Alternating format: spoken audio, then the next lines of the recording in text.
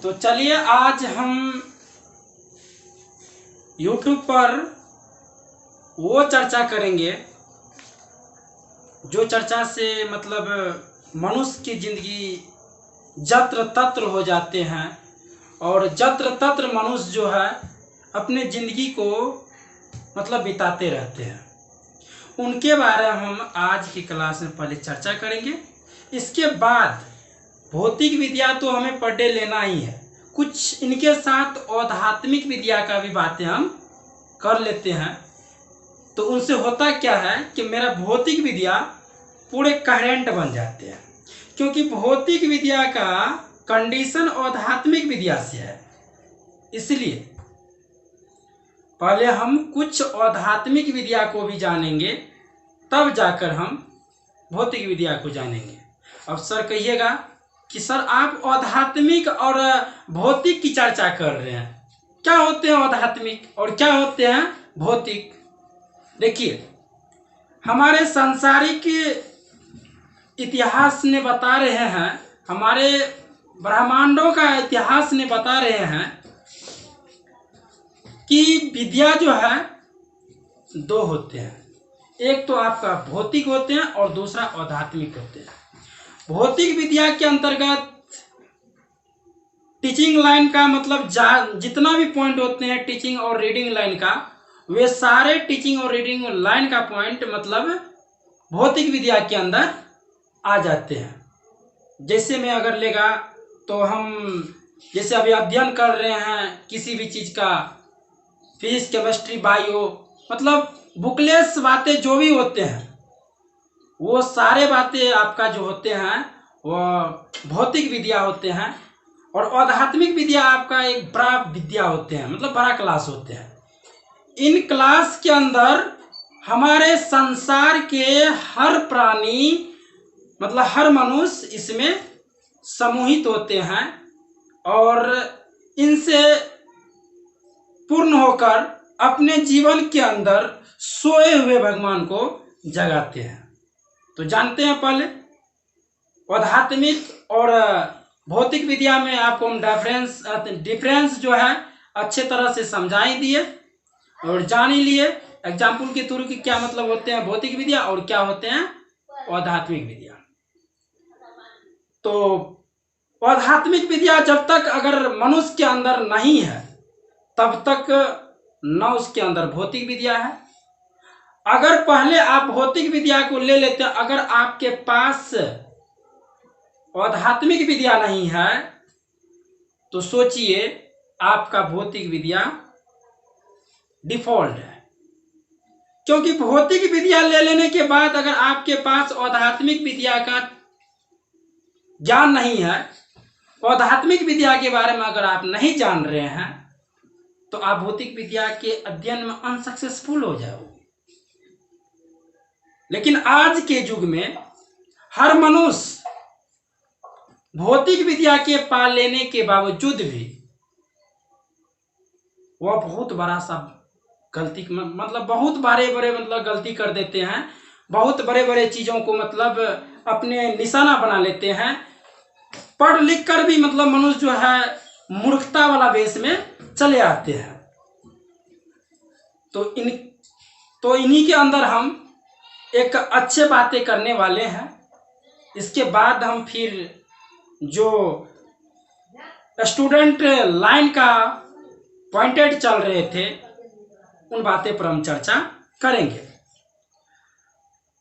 आज मनुष्य इसलिए हमारे संसार में तबाही मचा रहे हैं, सामाजिक तौर पर, सांसारिक तौर पर, पंचायती तौर पर, मतलब अन्य प्रकार के सभी तौर पर, मतलब हमारे समाज में भी भ्रष्टाचार फैल रहे हैं, हमारे संसार में भी भ्रष्टाचार फैल रहे हैं और हमारे कंट्री में भी यानी कि देश में भी भ्रष्टाचार फैल रहे हैं।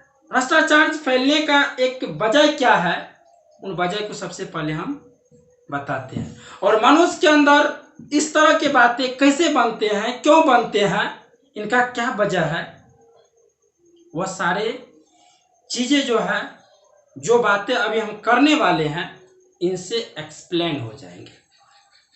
देखिए, अगर मनुष्य चाह लेगा ना तो इस संसार के हर पीढ़ी को बदल देगा।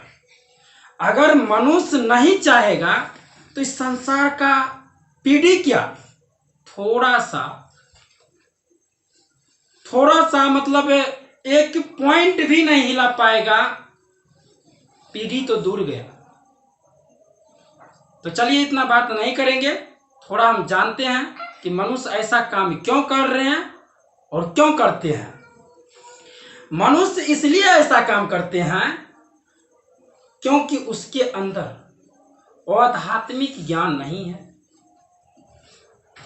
मतलब उनके अंदर आध्यात्मिक विद्याएं नहीं है। वह अपने अंदर मनुष्य की भावना को अच्छे तरह से समझते नहीं हैं। वह इस बात को नहीं जान रहे हैं कि हम जो कर रहे हैं, हम जिस तरह से मतलब आगे बढ़ने के लिए तैयारी में जुट चुके हैं और इस समाज प्रवेश में हमें जो करना है, उनका क्या मतलब एक जुगाड़ है, उन जुगाड़ को समझ नहीं रहे, उस जुगाड़ के अंदर क्या छुपा हुआ है उनको जान नहीं रहे।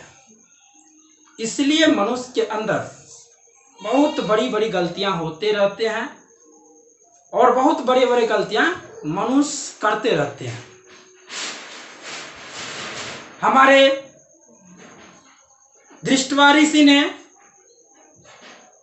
मनुष्य के लिए इससे बीते हुए युग में 3 मतलब निवास दिए, 3 मतलब घर दिए। एक तो आपको जीवन निर्वाह घर, दूसरा सन्यासी घर और तीसरा ब्रह्मचर्य घर। इन तीन चीज को जो है ना, दृष्टवा ऋषि मनुष्य के अंदर बैठाए हैं और अभी भी इन 3 चीज आपको बहुत सारे गीताएं, बहुत सारे मतलब उपनिषद में मिल जाएंगे, ग्रंथों में मिल जाएंगे।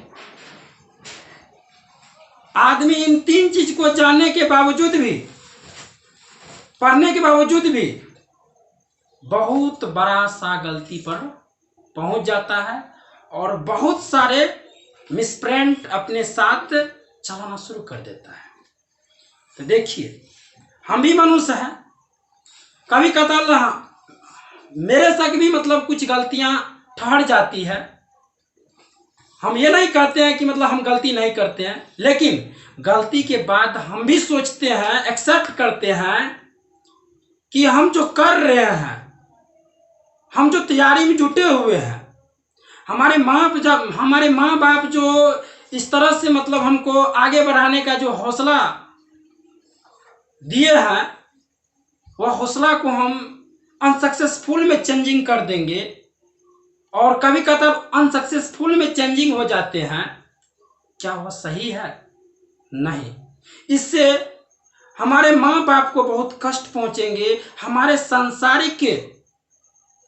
सामाजिक परिवेश में रहने वाले मनुष्य के अंदर बहुत सारी दिक्कत होगी। इसलिए हम कहते हैं कि सबसे पहले मनुष्य अपने अंदर के मनुष्यता को पहचाने और अपने अंदर एक मनुष्य के भावना को प्रकट करे, और तब जाकर आपकी बहुत सारे गलतियां, क्या पॉइंट भर भी गलतियां आपका नहीं हो सकते हैं। कोई भी चीज करने से पहले इन बात को जान लेना चाहिए कि वह चीज हमारे लिए है क्या, वह चीज हमको क्या करवाएगा, आखिर हमारे लिए वो क्या साबित हो सकता है। खतरनाक साबित हो सकता है कि वह हमको प्रॉफिट देने वाली चीजें हैं। आदमी ये चीज को मतलब जानते नहीं है, ये चीज को समझते नहीं है और सीधे भांडा फोड़ने पर उतर जाते हैं कि चलो कि हम आज ये चीज करने के लिए जा रहे हैं, सीधे ये चीज को हम कर ही डालेंगे। मेरे कहने का मतलब हुआ कि कोई भी काम करने से पहले उन काम के बारे में तभी वह काम करना चाहिए। तो चलिए, आज के दिन हम इतना ही आध्यात्मिक विद्या का बातें करेंगे। इससे अगली आध्यात्मिक और उस दिन फिर आपको मनुष्य के जीवन का स्टेज के बारे में ही बताएंगे। मनुष्य के जीवन का क्या स्टेज है, मनुष्य किस जीवन के किस स्टेज पर मतलब चल रहे हैं, और कुछ मनुष्य जीवन के किस तरह के स्टेज पर मतलब जा रहे हैं और कैसा स्टेज, उनके बारे में हम चर्चित करेंगे। Good bye.